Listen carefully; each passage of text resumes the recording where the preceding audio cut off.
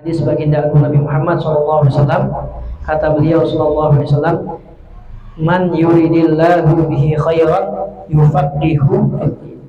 Siapa orang yang Allah pengen jadikan ada pada dirinya banyak kebaikan, pasti Allah jadikan dirinya paham akan ilmu agamanya. Fikih gitu ya, bagaimana tata cara dia ibadah, dari wudunya, sholatnya, bacaannya, dia ngerti mana yang rukun, mana yang sunnah, mana yang ngebatalin, mana yang syarat gitu ya. Semuanya dikerjain dengan ilmu. Kan kata Syekh Ibnu Ruslan, fa kullu man bi ghairi ilmin ya'malu a'maluhu mardudatun la tuqbal. Setiap orang ibadah tapi nggak pakai dia didasarin ilmu, maka ibadahnya tertolak, sia-sia gitu. Sayang. Nah, sekarang kita masuk bab, aneh lupa bawa yang tipis tuh. Halaman berapa tuh? 33. An-najasat bukan. Faslun alladzi yadhuru. Halaman 23. 23. Najis yang menjadi suci dengan sendirinya. Najis yang menjadi suci dengan sendirinya. Bismillahirrahmanirrahim. Qala Syekhul Mu'allif rahimahullahu ta'ala wa adam an naf'ala nabihi wa bi barakati 'ulumihi fid daraini. Amin ya rabbal alamin. Kita belajar tentang najis yang bisa berubah jadi suci dengan sendirinya. Ini kira-kira udah pernah dengar apa baru pernah dengar? Ini najis nih. Najis, tapi dia suci sendirinya. Suci dengan sendirinya. Ternyata ada hal atau barang yang najis tapi bisa berubah menjadi suci dengan sendirinya ya, tanpa dirubah-rubah. Justru kalau dirubah pakai cara kita manusia bisa jadi tetap najis gitu. Ada ulama yang mengatakan gitu. Bismillahirrahmanirrahim. Faslun, fasal yang baru, halaman 23. Alladzi yathuru minan najasat salasun. Di antara najis-najis yang bisa menjadi suci dengan sendirinya salasun, itu ada tiga. Apa yang pertama? Yang pertama al-khamru idza takhallalat binafsiha. Yang pertama apa? Khamr, tahu khamr?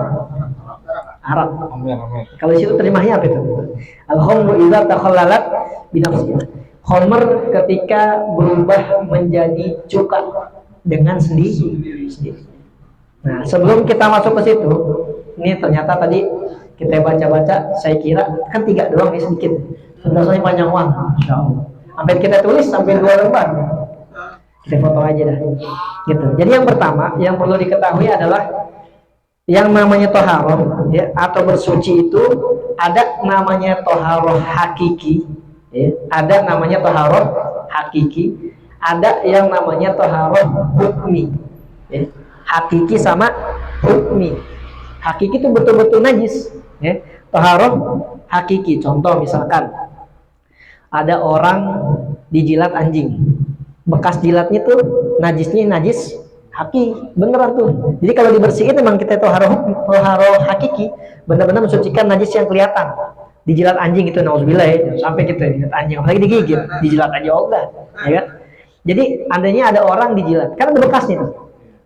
Nah, proses kita membersihkan bekas jilatan anjing itu namanya toharoh hakiki, bersuci hakiki, benar-benar dibersihin karena najisnya kelihatan. Tapi ada namanya toharoh hukmi. Hukmi itu status hukumnya.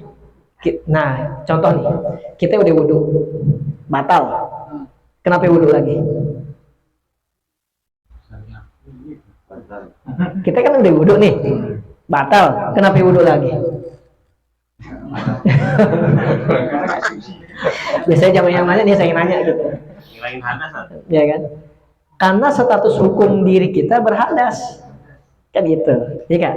Status hukum kita berhadas, hadas kecil, gitu kan? Hadas kecil kan, hadas besar kan mandi, ya nggak? Hadas kecil karena kondisi kita jadi belum bersuci. Hadasnya hadas kecil itu namanya toharoh hukmi. Kita bersuci tapi secara hukum doang. Tapi sejak ini kita nggak ada kotoran nih. Ya kan, habis wudhu, kentut, wudhu lagi nggak? Udah, kenapa wudhu lagi? Karena status kita berhadas kecil lagi, statusnya, meskipun nggak ada najis yang nempel. Nah, Paham ya? Jadi kalau toharoh hakiki kita bersuci membersihkan najis yang benar-benar kelihatan, hakiki hakikat, gitu kan? Bukannya lagunya iklim hakikat apa? Judulnya suci dalam debu. Itu beda lagi ya. Itu yang apal Bang Anjarame itu Bang Eno. Iya enggak? Kan ada tuh hakikat gitu ya. Jadi benar-benar membersihkan najis yang kelihatan. Ini ada lagi yang kedua, toharoh hukmi. Toharoh secara hukum. Status hukumnya ini orang disstatusi berhadas. Kalau hadas nih hadas kecil, maka dia wajib wudu. Kalau hadas nih hadas besar, wajib mandi gitu. Ini yang pertama. Sebelum kita masuk ke situ. Kemudian yang kedua, ingat. Yang kedua adalah, nah tata cara menghilangkan najis itu kita nggak bisa, terserah kita. Kenapa sih kita kalau lagi berhadas kecil mesti wudu lagi kan gitu? Kok begitu sih? Emang aturannya begitu? Kan Al-Quran suruhin. Ya ayyuhalladzina amanu idza qumtum ila shalah, gitu kan. Wahai orang-orang yang beriman, kalau kamu pengen mengerjakan sholat, yang pertama, faghsilu wujuhakum, ya kan? Cuci muka kalian, wudu maksudnya. Kemudian apa lagi? Wa aydiyakum ilal marafiq, tangan sampai siku, kanan kiri. Jangan dikata tangan, di ayatnya tangan doang, tangan kanan doang kali. Ngaco lagi ya kan. Tangan kanan kiri kagak, tangan, kedua tangan sampai siku. Ya kan? Terus kepala, sebagian kepala. Kemudian kaki sampai mata, maka itu wudu. Harus dibersihin. Nah, tata cara, kok kenapa sih kalau berhadas harus wudu, kalau begini harus mandi? Itu aturannya udah ada di dalam Al-Quran dan sunnah, hadis-hadis baginda Nabi Muhammad SAW. Gak bisa kita karang-karang, gitu kan? Kan gak bisa. Jadi harus ikut aturan. Nah, yang pertama, hilangnya najis atau berubahnya najis menjadi suci itu ada istilah dalam ilmu fikih, istilah istihalah. Istihalah. Apa itu istilah? Istihalah taghayyuri syai' an tab'ihi wa wasfihi aw adamil imkan. Jadi yang namanya istihalah adalah proses perubahan satu satu barang atau najis dari kebiasaannya, dari tabiatnya dan juga sifatnya, atau enggak adanya ketetapan. Contoh misalkan tadi itu yang namanya khamr kan haram dikonsumsi, ya kan? Haram dikonsumsi. Asalnya kan anggur. Itu asalnya dari perasan anggur atau korma. Jadi kalau kita pengen bikin, jangan kita deh orang gitu pengen mabok nih, ada orang pengen mabok gitu, itu asalnya perasan anggur atau perasan korma. Jadi anggur bisa, korma bisa. Emang ada ayatnya, kata Allah, di antara rezeki yang kami berikan adalah buah-buahan.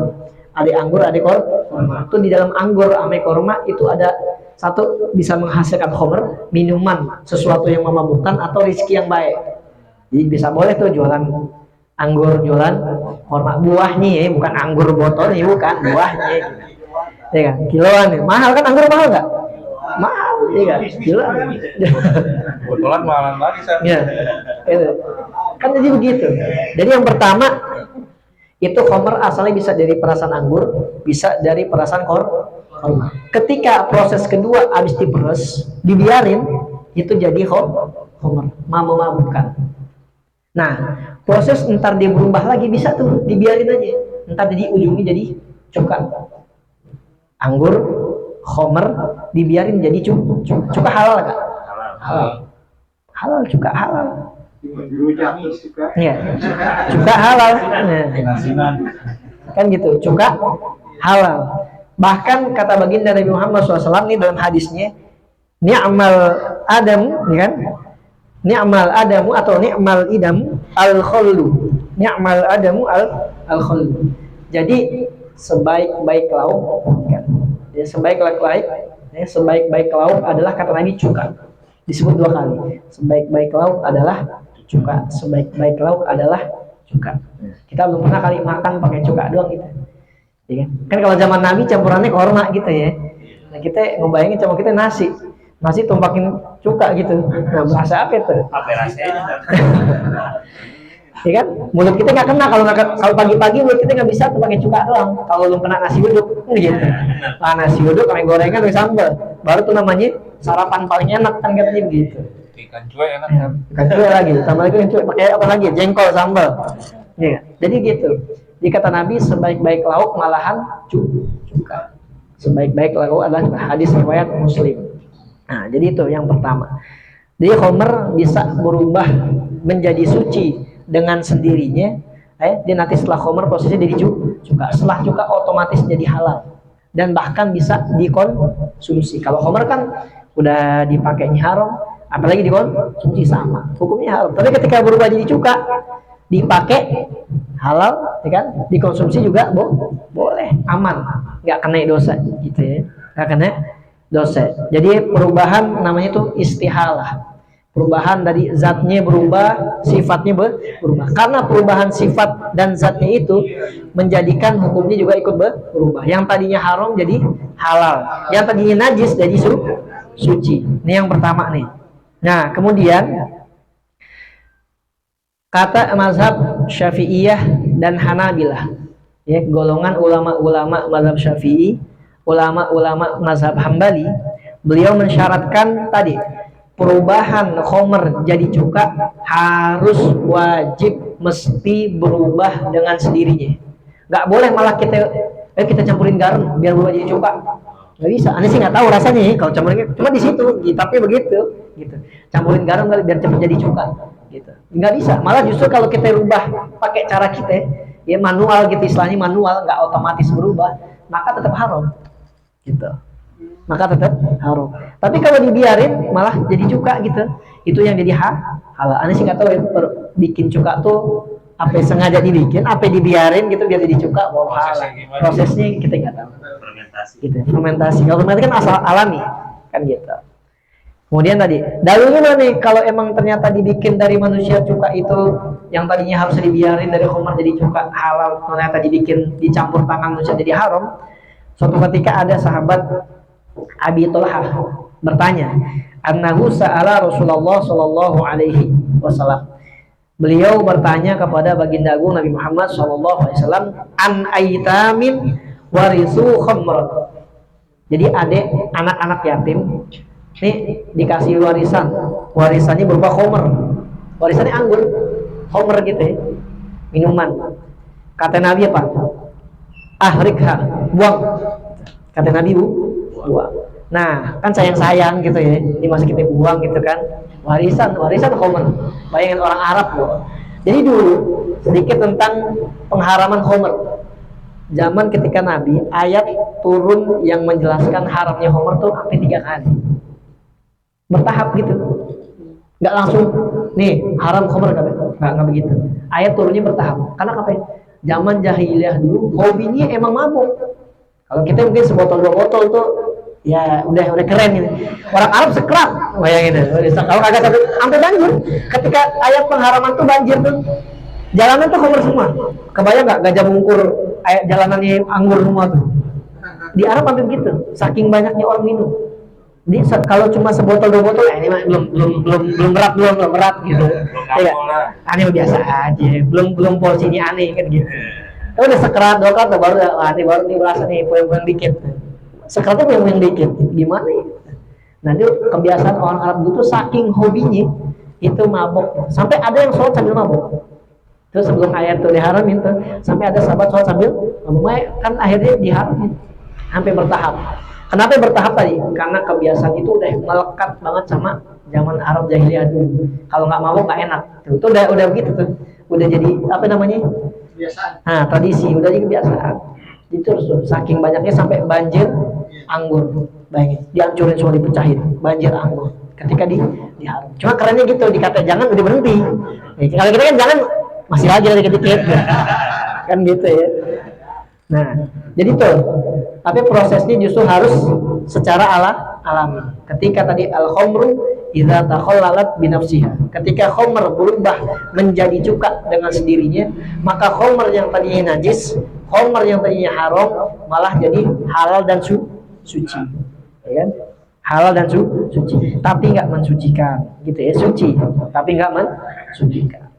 Nah, kemudian ada lagi nggak yang bisa berubah sendiri jadi suci selain khamr? Kalau di sini kan disebutin kulit ya, kulit entar. Ada lagi? Apa itu? Ganja. Nih, kalau di sini contohnya air mani. Kalau kita kan mazhab Syafi'i, air mani itu nggak najis. Nih, air mani nggak najis. Tapi kalau orang keluar air mani wajib mandi besar, gitu kan? Tapi air mani sendiri nggak najis. Air mani nggak najis. Tapi ulama yang lain dari mazhab Maliki, Hambali, Hanafi itu mengatakan najis. Maka sehingga mereka masukin air mani di antara yang berubah tadinya haram atau tadinya najis menjadi suci adalah air mani yang berubah jadi manusia. Kita ini najis nggak? Kita najis nggak? Ada nyenggol nih, batal najis ente kan gitu. Kan kagak, karena udah berubah. Tadinya air mani jadi manusia. Nah, perubahan tadi yang dari tadinya air mani berubah kan sifatnya berubah, orangnya berubah, bendanya berubah, bentuknya berubah, itu otomatis menjadi suci dengan sendiri. Itu nggak jadi najis. Kita nyenggol sesama laki ya, nyenggol nggak masalah. Kan bukan najis. Wah, nyenggol nih najis ente gitu. Kata mazhab yang lain air mani najis. Berarti ente najis, enggak. LDI dong. Yang begitu. Nah, jadi enggak. Bahkan mana proses perubahannya? Sebutkan di sini dalam Al-Qur'an surah Al-Mu'minun ayat 14. A'udzubillahi minasyaitonirrajim. Tsumma khalaqnan nutfata 'alaqatan fa khalaqnal 'alaqata mudghah fa khalaqnal mudghata 'idhaman fa kasawna al-'idhama lahma thumma ansha'nahu khalqan akhar fatabarakallahu ahsanul khaliqin. Kata Allah, proses penciptaan manusia pertama kan dari nutfah, sperma. Sperma berubah jadi alaqah. Alaqah itu kalau kita baca terjemahan segumpal darah. Gitu ya, al-alaq itu darah. Padahal aslinya secara mana al-alaq itu kalau secara bahasa Arab sesuatu yang nempel pada dinding rahim. Ya, jadi bukan segumpal darah, sesuatu yang menempel. Setelah udah nempel, fa khalaqnal alaqah, kita rubah, kata Allah kami bentuk, kami ciptakan dari alaqah tadi, kalau tadi diterjemahin segumpal darah jadi mudghah, segumpal daging. Bayi ini sperma, segumpal darah yang nempel tuh di dinding rahim seorang perempuan, seorang ibu, jadi segumpal daging. Habis daging, fa khalaqnal mudghah 'idhaman. Dari segumpal daging jadi tulang. Jadi itu tulang asalnya daging. Makanya kalau tulang lunak enak enggak?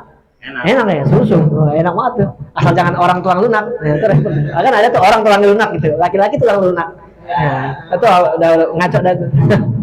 Iya. Israel tuh. Itu berubah tuh. Fa khalaqnal mudghah 'idhaman. Dari tadi segumpal daging jadi apa namanya? Jadi tulang. Ya kan jadi tulang. Nah, tulang itu asalnya daging. Kemudian fatasawna al-'idhama lahma. Tulang yang tadi kami bungkus lagi, kata Allah, dengan daging lagi. Makanya tulang kita bungkus daging lagi kan? Terus apa lagi? Summa ansha'nahu khalqan akhar. Kemudian kami jadikan dari bentuk yang tadi bentuk yang lain. Kita jadi manusia, jadi bayi. Asalnya bayi sperma bisa jadi bayi. Prosesnya panjang. Ayat Qur'annya ada. Itu makanya kalau dokter kalau bisa nih baca ayat nih kan dilatih tuh. No, ternyata gitu. Ada di Quran semuanya oh ternyata kita begini. Oh ternyata ini tulang asalnya daging. Oh habis tulang dibungkus daging lagi. Dia kan gitu kita nih. Tulang bungkus daging lagi. Gitu. Nah tuh tadi air mani berubah jadi manusia. Maka ini suci dengan sendirinya, dengan proses sendirinya alami. Kemudian apa lagi? Babi jadi garam. Babi jadi garam. Pernah dengar nggak babi? Garam babi. Babi itu kalau dibakar, tapi dibakar benar-benar habis. Kesisa antara apa namanya? Arangnya atau apa sih namanya itu? Abu. Nah, dengan proses tertentu, dengan cara tradisional orang zaman dulu tuh, abu bisa jadi garam. Dari babi. Nah, tapi dari babi. Nah, itu kalau sebenarnya ikhtilaf ulama. Ulama itu ikhtilaf. Kalau mazhab Hanafi sama Maliki mengatakan nggak najis. Nggak najis. Kalau nggak najis jadi boleh dikonsumsi garam. Tapi kalau kita mazhab Syafi'i tetap, apalagi nih najis mughalazah. Najis tingkatan berat. Sekali najis tetap najis. Sekali babi tetap babi. Hidup babi. Sekali babi, dasar babi gitu. Kata babi, gue kenapa sih begini? Dasarnya dia babi gitu. Jadi najis karena babi itu najis karena kebabiannya gitu. Nggak bisa deh mau dasar babi gitu. Mau dirubah gimana dasarnya babi babi tetap babi gitu. Sekali babi tetap babi gitu. Kan? Jadi begitu. Terus apa lagi? Ini kalau tadi ikhtilaf ya, ketika garam babi dibakar sampai angus, sampai gosong, arangnya itu ada diambil dengan proses tertentu zaman tradisional zaman dulu, itu bisa berubah garam. Kalau mazhab Hanafi Maliki nggak najis. Kalau kita Syafi'i tetap najis karena asalnya tadi babi, apalagi najis mughalazah, najis urat ya, yang kalau dibersihin dulu 7 kali. Ya kan salah satunya pakai tanah gitu. 7 kali jadi bayangin najis urat. Terus apa lagi? Cabai dikencingin anjing. Nah, tanaman cabai dikencingin anjing. Najis nggak cabainya? Enggak. Nih kita nanam cabai nih, ada anjing gini. Dikencingin tuh tanamannya.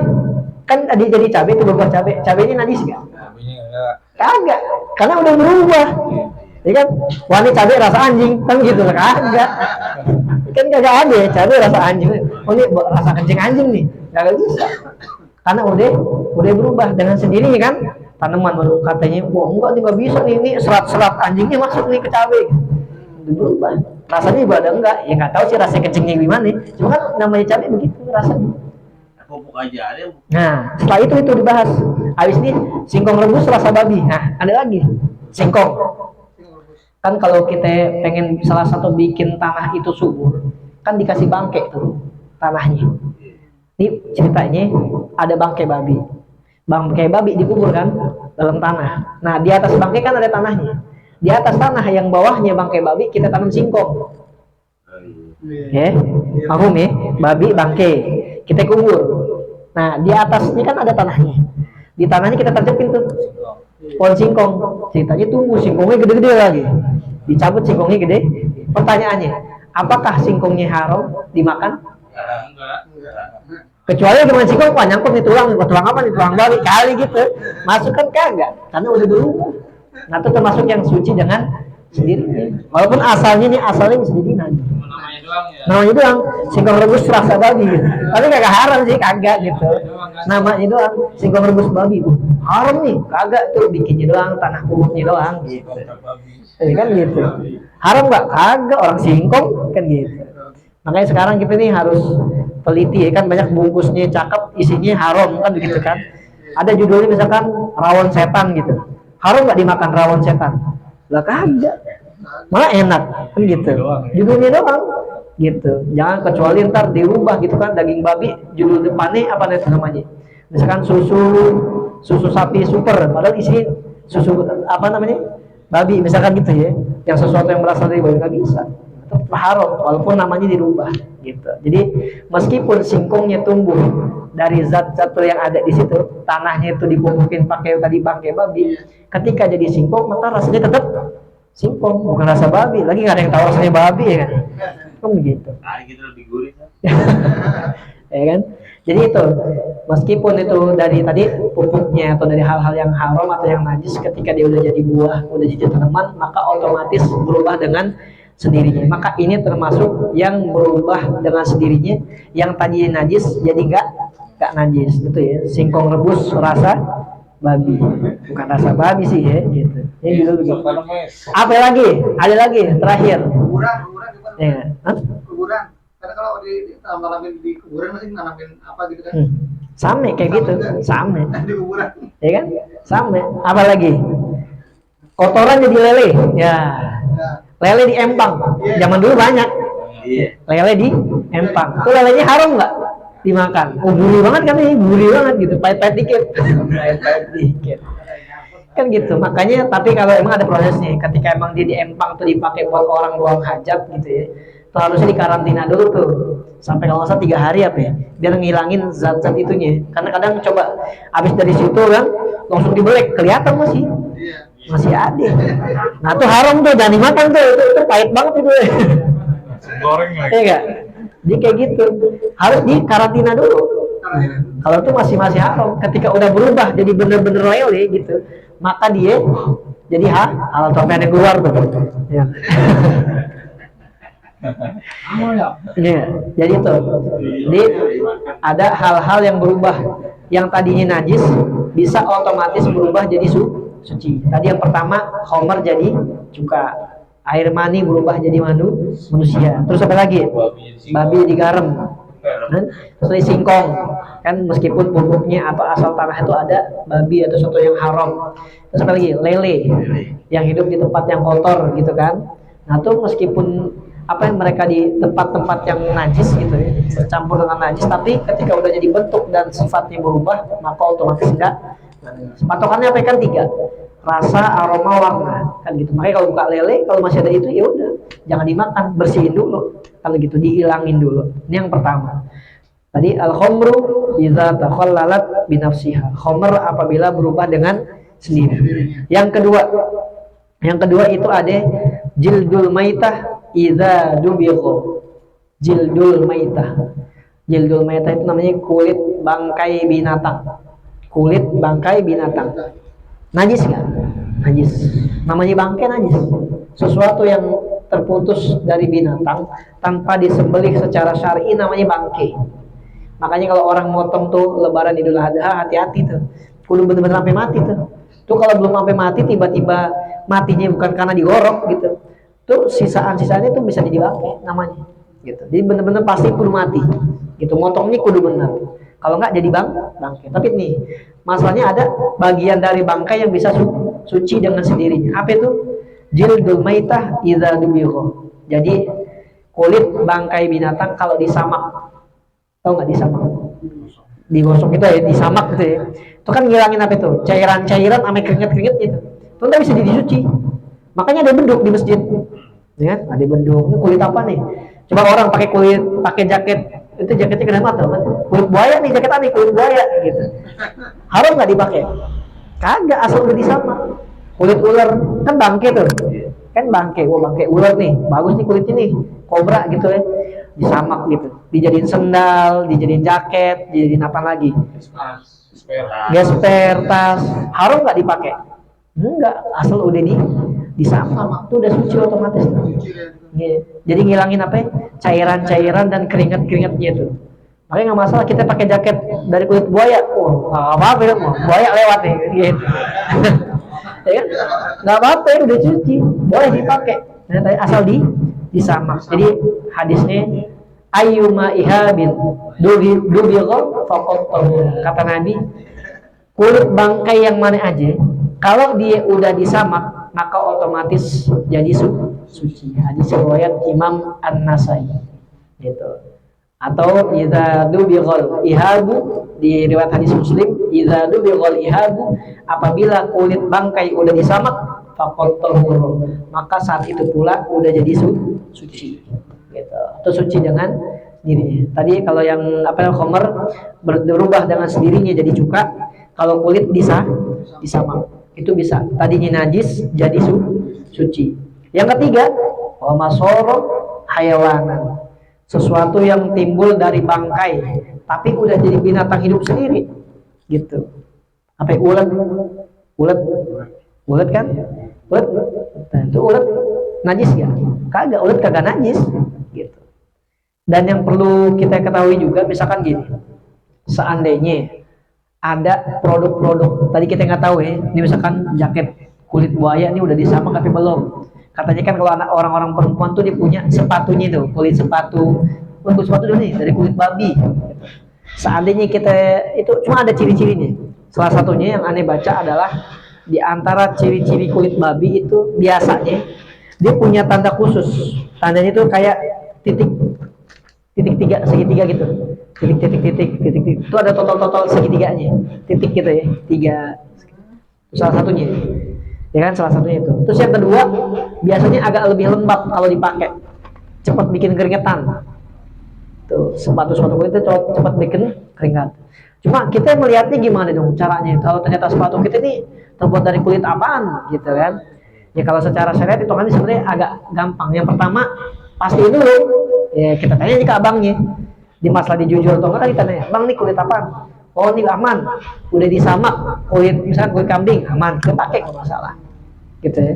Yang kedua adalah yang perlu dicatatkan, kita ini kalau nyentuh najis nggak dosa. Nyentuh dosa nggak? Seandainya ini ada sepatu terbuat dari kulit babi, gitu ya, terbuat dari kulit babi, kita nggak sengaja ataupun sengaja megang, dosa nggak? Agak kan nyentuh najis tuh nggak dosa. Yang penting tahu tata cara ngebersihinnya, gitu. Nyentuh nggak masalah. Kalaupun ternyata sepatunya terbuat dari bangkai, kulit bangkai gitu ya, asalkan kita pakai kaos kaki, Kesenggol nggak jadi kakinya? Nggak kan? Kaki kaos kaki nih. Sebelum pakai sepatu, masukin kaki kita ke sepatu. Najis nggak kaki kita? Enggak. Enggak, karena kehalangan sama kaos. Sekalipun sepatu yang dipakai berasal dari bangkai atau kulit bangkai yang najis. Kalau kita pakai kaos kaki aman. Jadi tetap ada solusinya. Seandainya ternyata sepatu yang saya beli harum nih, najis nih gitu. Pakai kaos kaki, ya kan? Gitu. Tapi yang makanya gitu pakai tangan. Dipegang. Nah, itu masalahnya. Ya kan? Dipegang, ntar tangannya dinajis gitu.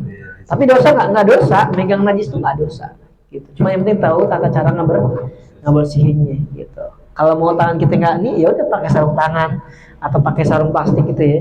Untuk apa namanya? Untuk agar menjaga nggak terkena najis tadi. Nah, makanya itu dia tadi ada najis-najis yang bisa berubah dengan sendirinya menjadi suci. Yang pertama, khomer apabila berubah jadi cuka. Yang kedua, kulit bangkai binatang asalkan udah disamak. Yang ketiga, sesuatu yang muncul dari bangkai yang najis binatangnya. Contoh ulat itu nggak najis, itu tetap suci. Seandainya kita kena ya nggak masalah, nggak najis, nggak gitu, nggak menjadikan najis, nggak menjadikan kita harus misalkan ini wudhu lagi nih, nggak gitu. Kecuali kena, nah harus dengan tata cara pembersihan sesuai dengan najisnya masing-masing. Allah alam bisawab. Itulah penjelasan bab kita pada malam hari ini tentang najis yang bisa berubah dengan sendirinya menjadi suci. Allah alam bisawab. Gitu. Ada pertanyaan? Kalau kulit babi kalau udah disamak tetap najis tuh ya. Ulama Syafi'i najis. Walaupun mazhab Hanafi sama mazhab Maliki bilang nggak najis. Gitu. Tetap. Karena tadi apalagi tergolong najis mughaladzah, najis berat. Yang tadi kalau cara ngilanginnya cuci 7 kali, salah satunya pakai walaupun udah disamak gitu ya. Iya. Karena najis. Buaya ular kagak ya?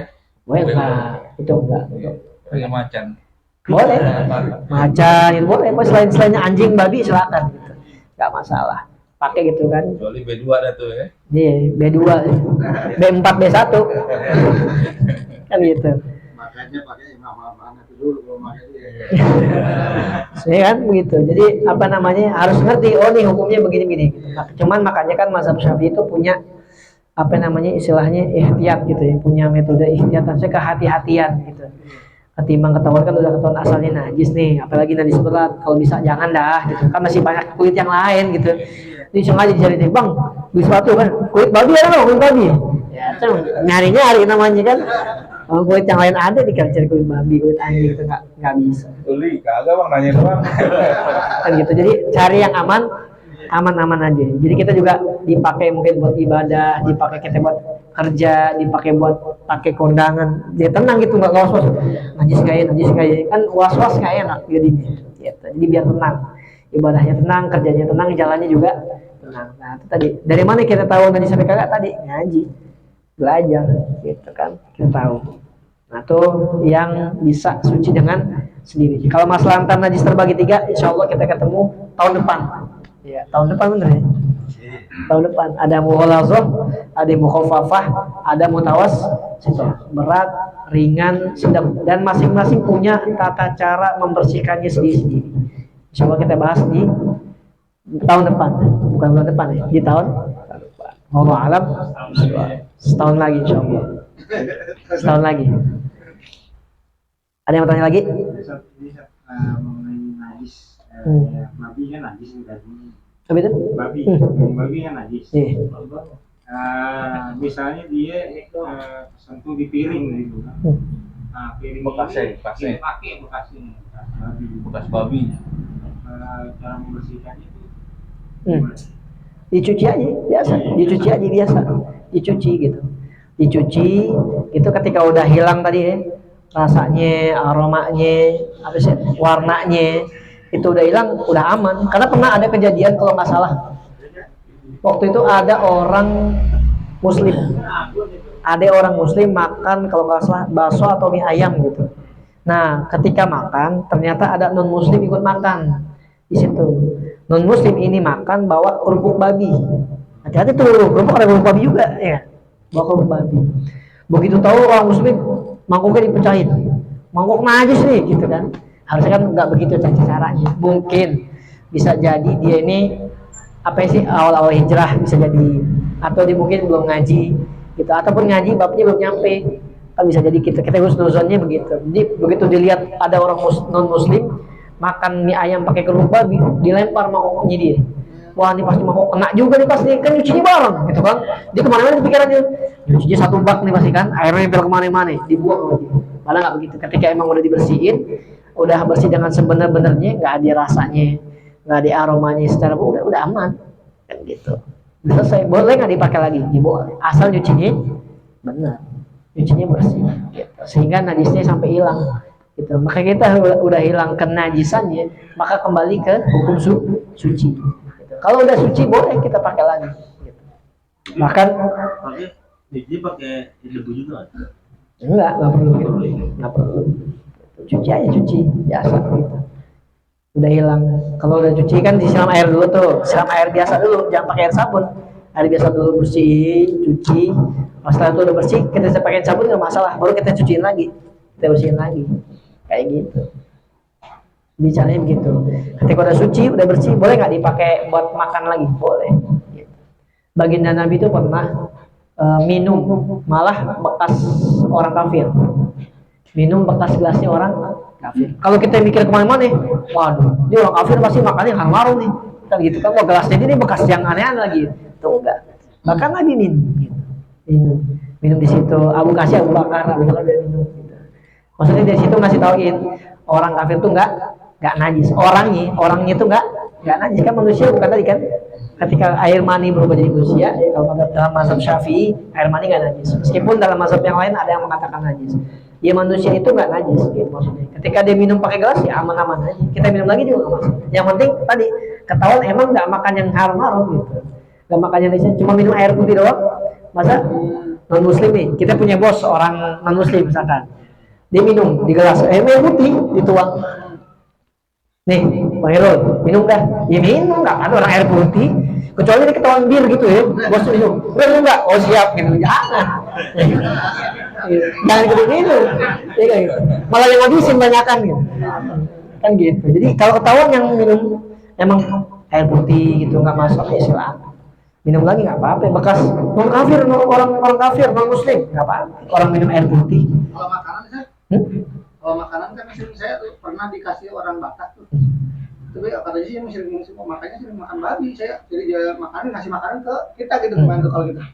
Ya kalau emang dia ngasih kan dia tahu kita muslim. Nggak makan saya, nggak makan. Akhirnya nggak makan. Kalau emang ternyata dia tahu nih kita muslim. Saya bawa, saya di rumah saya buang itu ya di Kalibata tuh Kalibata. Nah, jadi kalau emang dia tahu nih teman kita, ya. Kasih lagi. Teman kita tahu kalau apa namanya, kalau emang hormati dia gitu maksudnya. Cuma sekadar diambil doang. Iya.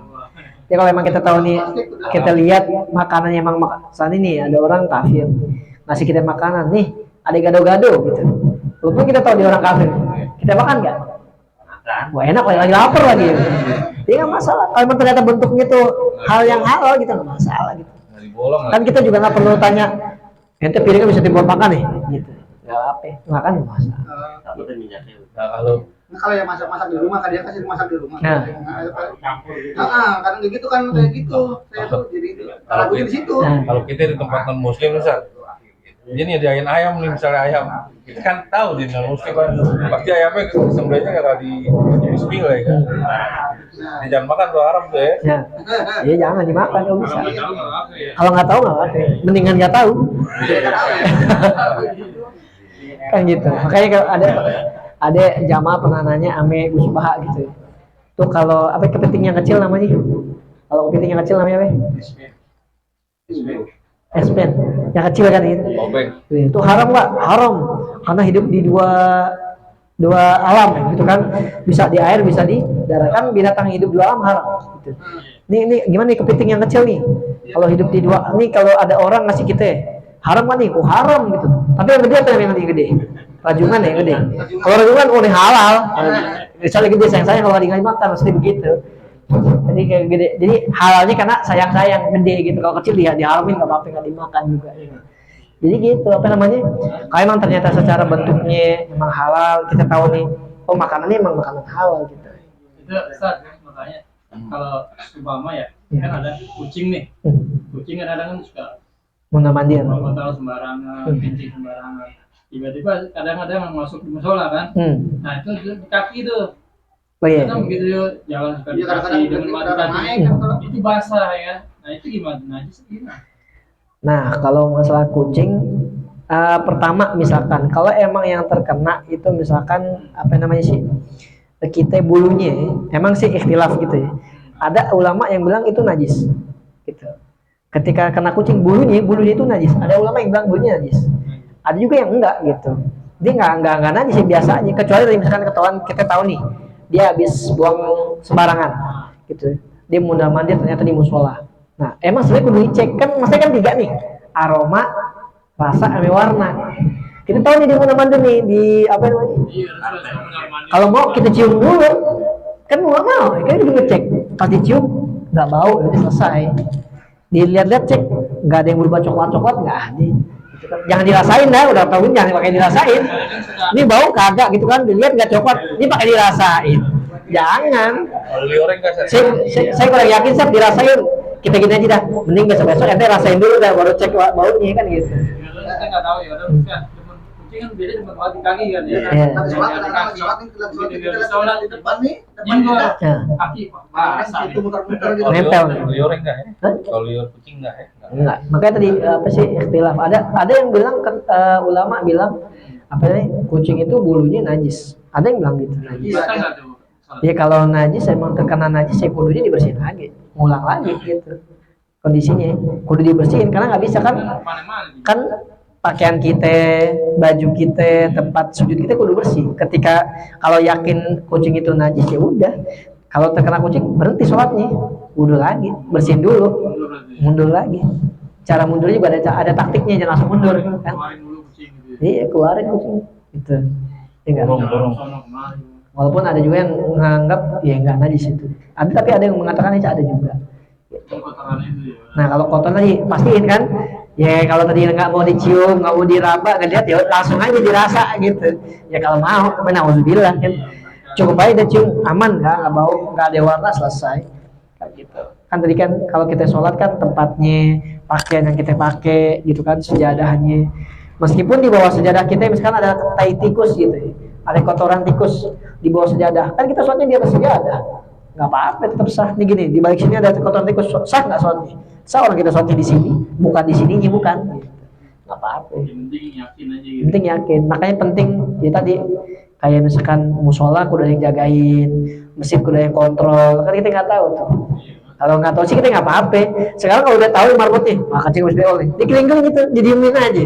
Orang sholat jadi nggak tahu ya. Udah kan kita nggak tahu. Kan itu kan tadi bilangnya ada ulama bilangnya itu najis, ada ulama sebagian bilang kan najis. Nah itu kalau buat kayak kita ini bisa saya penjara kecil, itu kita harus ambil yang mana, yang najis atau yang nggak najis. Dan sebagian ulama bilang ada najis, ada. Iya. Itu gimana? Ya sebenarnya kalau ikut kehati-hatian dia lebih mending ke arah ikut yang najis gitu. Saya kalau mau sholat pinggirin dulu. Nah gitu. Pokoknya jangan sampai area sholat kita dilewatin gitu. Cuman memang ya kalaupun dia apa sih namanya? Kalaupun dia kita ambil pendapat yang nggak najis sih nggak masalah aja. Dia mundurin juga nggak masalah.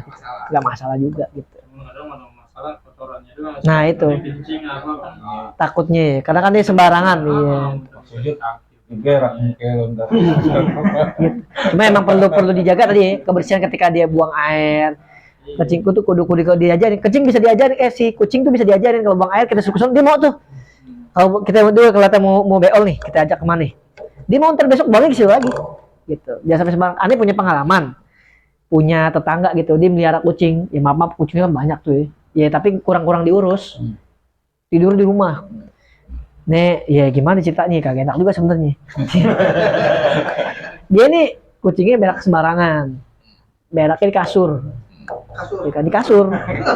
Beraknya di kasur nih. Beraknya di kasur. Anak-anak begitu langsung lah. Beraknya kan selesai kasur. Nah, namanya orang bangun tidur kan pengen ngucap-ngucap buka ya.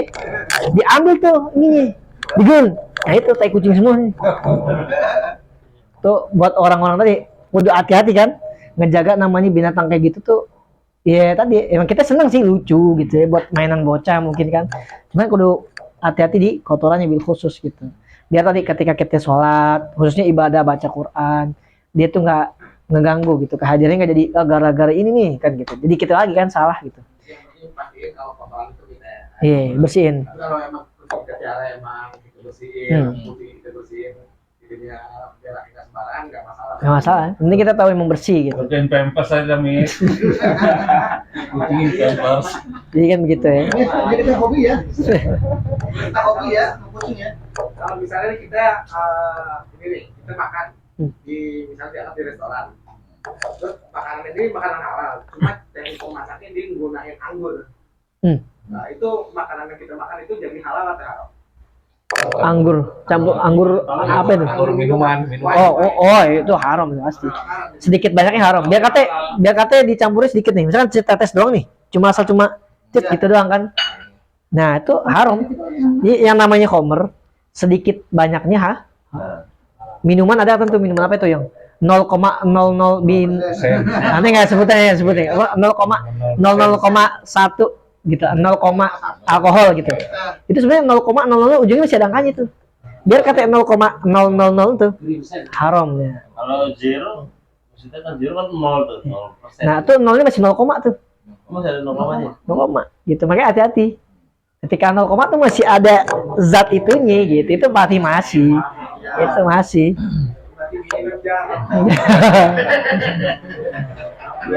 Iya enggak?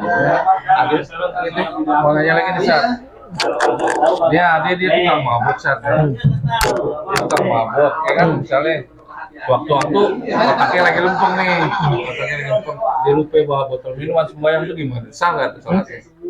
Dia bawa botol minuman di kantongnya, dilupa sembahyang tuh sah nggak sholat nih? Orang biasa mabok. Lagi bener sih. Sholat bawa botol. Botol minum. Itu masih sempat bawa botol gitu ya. Iya. Dia lupa. Lagi bener. Dinamika mabuk ya. Nggak masalah itu nggak apa-apa. Yang penting asalkan nggak keluar gitu. Maksudnya kondisinya ketutup gini rapi, gitu kan? Nggak. Kalau dalam keadaan mabuk, Nah kalau mau jangan itu nggak sah. Yang penting rapat tutupnya ya. Iya. Cuma katanya kan lagi bener, cuma kelupaan bawa. Makanya lagi bener bawa gitu, lagi bener bawa ya. Lagi benernya aja bawa, gimana kagak bener? Yang penting rapat tutupnya. Dia asalkan emang dia nggak keluar, emang ditutupnya rapi gitu. Cuma yang lagi bingung tadi, lagi bener masih bawa juga, ya lagi bener lagi masih bawa. Gimana kagak bener? Nah, kalau misalnya nih, Aceh sih. Ganja itu kan tanaman tadi. Seandainya itu ganja, orang masak dengan ganja, itu gimana hukumnya? Dengan ganja itu kan tanaman kan? Itu gimana? Buat penyedap Sat. Tapi kalau di Aceh begitu yang katanya pakai itu. Jadi ganyanya buat penyedap masakan. Iya. Nah, kalau detailnya wallah alam, aneh belum tahu. Cuma kalau emang ganjanya sih emang udah haram ya, karena yang udah bentuk ganja gitu. Kan tadi dia kan ilatnya yang apa sih namanya, ilat keharamannya karena dia homer gitu, sesuatu yang memabukkan. Maksudnya memabukkan di sini dia mabuk nggak mabuk, kalau dia makan atau dikonsumsi walaupun nggak mabuk tetap haram gitu. Cuma kalau masalah tadi dia pakai masak pakai daun buat penyedap ganja, wallah alam belum tahu gitu hukumnya gitu ya, wallah alam gitu. Karena mungkin mikirnya karena bisa jadi oh nih daun kan masih daun gitu, emang belum penyalahgunaannya gitu mungkin. Kalau ternyata emang kan ini daun, nggak masalah dong kita pakai gitu. Cuma kan nggak tahu efek dari daun itu menghasilkan minyak apa gitu. Nah itu yang walam mana yang belum tahu. Gitu. Iya.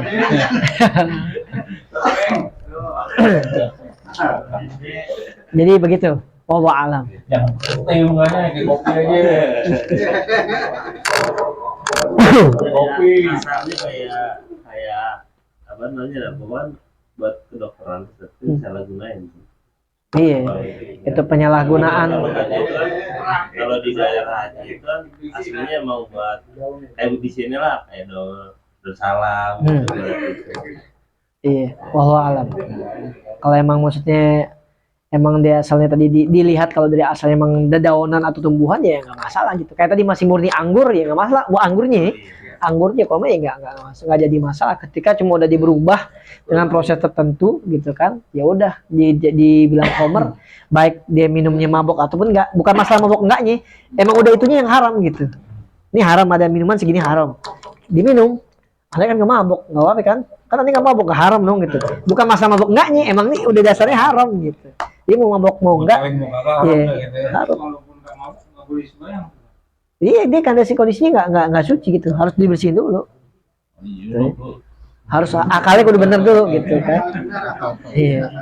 Jangan sampai lupa gitu kan. Gitu. Makanya dulu ada ketika zaman dulu ketika masih belum diharamkan gitu, ada sholat sampai karena mabuk kan ngaco tuh kemana-mana. Jangan sampai begitu. Gitu. Harus bener dulu nih, lempengin dulu gitu kan, hilangin dulu tuh bekas-bekasnya gitu, efek-efeknya. Gitu.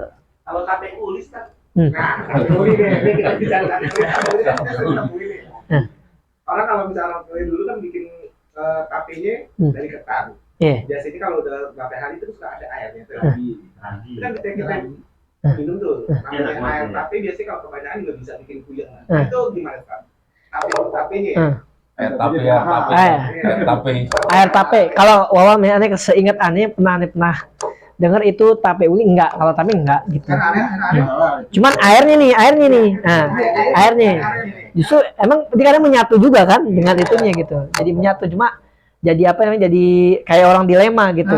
Nah, implementasikan dengan itu kan alam itu berubah dengan sendirinya gitu. Nah, itu kalau emang ternyata tadi dia bisa termasuk ke dalam kategori homer, maka otomatis nggak boleh dikonsumsi. Gitu, jangan gitu. Tapi kalau katanya tape ini ya nggak masalah. Kan ragi tadi ya, dengan ragi. Iya. Gitu. Makanya kalau ketika dia masih proses yang nggak tadi jadi homer itu maka nggak masalah. Kayak gitu. Ada di rumah, Mis. Ada di rumah.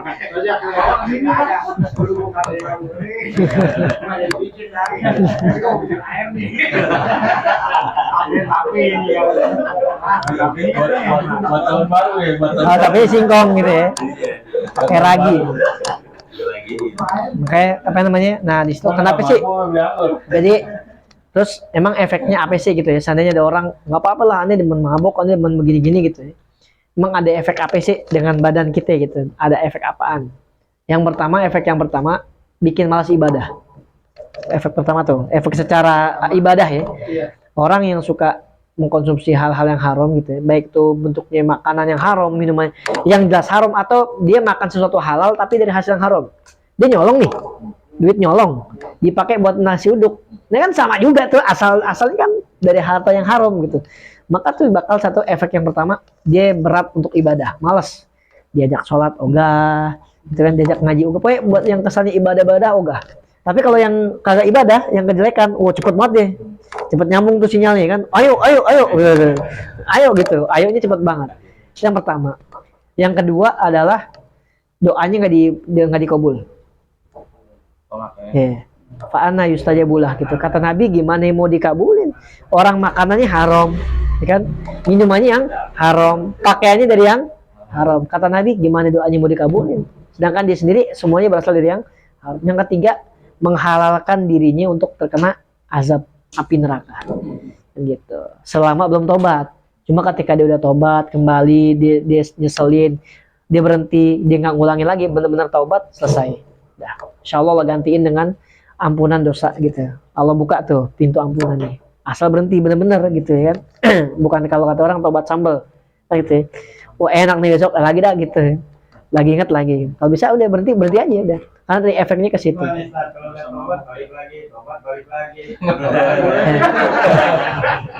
Tobat balik lagi gitu. Tobat lagi gitu. Iya. Jadi kalau ternyata susah nih kali ini udah demen banget tapi sih udah hobi. Kalau nggak tiap malam begitu susah gitu. Tobat dah ente, tobat. Emang begitu lagi? Ya tobat lagi dah. Pokoknya sampai bosen gitu. Udah tinggal hitungannya sama malaikat dah banyak yang mana ya. Kayak gitu. Kudu bener-bener masalahnya gitu. Kudu bener-bener. Jadi yang perlu kita ingat adalah ampunannya Allah gitu ya. Pintu ampunannya Allah, maghfirahnya Allah tuh terbuka luas. Dosa kita sepenuh langit ame bumi gitu kan. Kalau kita mau balik sama Allah, mohon ampun sama Allah ya kan, bertobat dengan sebenarnya Allah ampunin gitu. Cuma kalau itu dosa terkait diri sendiri, jangan cerita sama orang ya kan. Ini udah dosa diri sendiri, cerita sama orang ya kan. Bos mabuk nih, nggak usah cerita udah diem aja be. Jadi kalau udah tobat aman, dia sama Allah doang yang tahu. Ini udah begitu, lo kemarin minum gara-gara cerita sih, padahal udah tobat semalam gitu kan. Ya gue lanjut lagi dah gitu. Ya, jangan gara-gara cerita kan. Kalau udah gitu diem aja. Dulu bukan lagi ngajarin nih. Bukan lagi ngajarin, ntar diem aja berarti jangan tidak. Bukan, tapi maksudnya jangan. Intinya hal-hal yang haram karena gini. Jadi ada hadis Nabi Muhammad SAW yang kurang lebih artinya gini.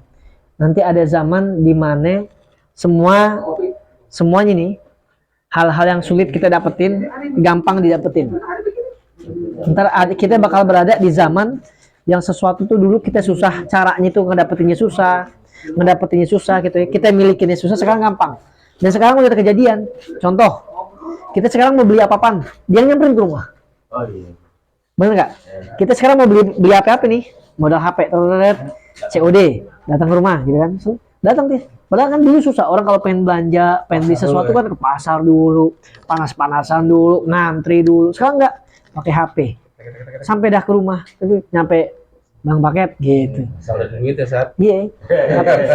Kata Nabi yang pertama, kalau udah kita ketemu zaman yang begitu, sekarang udah sampai belum? Udah. Kalau zaman dua, ya kuncinya dua. Kalau udah ketemu zaman yang begitu, pertama, jangan pernah tinggalin sholat. Kalau ketemu zaman yang begitu, udah ketemu nih zaman begitu. Yang kedua adalah, astagfirullah, jadi lupa. Yang pertama, jangan tinggalin sholat. Yang kedua, kalau pengen bikin maksiat, ingat-ingat, takut-takut lagi maksiat itu meninggal saat itu. Cabut ya. Caranya gitu, pengen ninggalin maksiat itu gampang. Misalnya nih, maaf nih, kita mau maksiat nih malam ini, gitu kan, maksiat lah, entah apa bentuknya lah, gitu. Ingat-ingat, takut-takut pas lagi maksiat mati, Cabut gitu. dicabut, kan repot. Nauzubillah ya, gitu. Dulu waktu aneh lagi, zaman aneh MI gitu, pernah dengar cerita, ya abang teman kita main gitu, abangnya, malamnya overdosis, meninggal langsung saat itu juga di kebun. Kan lagi overdosis mending, kan ada orang overdosis masih hidup kan, ada tuh. Overdosis masih hidup tuh masih alhamdulillah banget tuh, masih ada pintu apa ya, pintu taubat, pintu musuh. Ini overdosis langsung meninggal gitu. Habis begitu meninggal. Nah udah, gimana? Suul khotimah, nauzubillah, kan gak ada yang mau. Jadi kalau kita zaman sekarang udah ketemu zaman yang begitu, satu, jangan tinggalin sholat. Yang kedua, kalau pengen begitu, ingat, seandainya saya begitu, tiba-tiba lagi begitu, mati. Nah, repot dah urusannya. Tanya tuh saat. Yang nggak usah pakai tanya udah. Suul khotimah gitu. Itu udah pasti nauzubillah ya, mampir gitu. Itu pasti mampir. Gitu. Diazab dulu dah. Ya, makanya itu kuncinya dua. Satu, jangan tinggal sholat. Yang kedua, kalau pengen bikin maksiat, ingat-ingat, seandainya saya mati lagi begitu gimana ini? Oh gitu ya. Oh alam. Al-Fatihah. Bismillahirrahmanirrahim. Alhamdulillahirabbil alamin arrahmanir rahim maliki yaumiddin iyyaka na'budu wa iyyaka nasta'in ihdinas siratal mustaqim siratal ladzina an'amta 'alaihim ghairil maghdubi 'alaihim waladdallin amin. Astagfirullahal azim, astagfirullahal azim, astagfirullahal azim. Bismillahirrahmanirrahim. Alhamdulillahirabbil alamin hamdan yuwafi ni'amahu wa yukafi mazidah. Allahumma shalli wa sallim ala sayyidina Muhammad wa ala ali sayyidina Muhammad. Allahumma iftah alaina futuhal arifin wa faqihna fid din warzuqna tamamal ikhlas wal yaqin. Allahumma arshidna wa ta'wil. Allahumma anfa'na bima 'allamtana wa 'allimna ma yanfa'una warzuqna 'uluman tanfa'una fid din wal akhirah. Rabbana ighfir lana wa liwalidayna warhamhuma kama rabbayana shighara. Rabbana hab lana min azwajina wa dhurriyyatina qurrata a'yunin waj'alna lil muttaqina imama. ربنا آتنا في الدنيا حسنة وفي الآخرة حسنة وقنا عذاب النار يا الله بها يا الله بها يا الله بحسن الخاتمة يا الله بها يا الله بها يا الله بحسن الخاتمة يا الله بها يا الله بها يا الله بحسن الخاتمة صلى الله على سيدنا محمد وعلى آله وصحبه وسلم والحمد لله رب العالمين. Wassalamualaikum warahmatullahi wabarakatuh.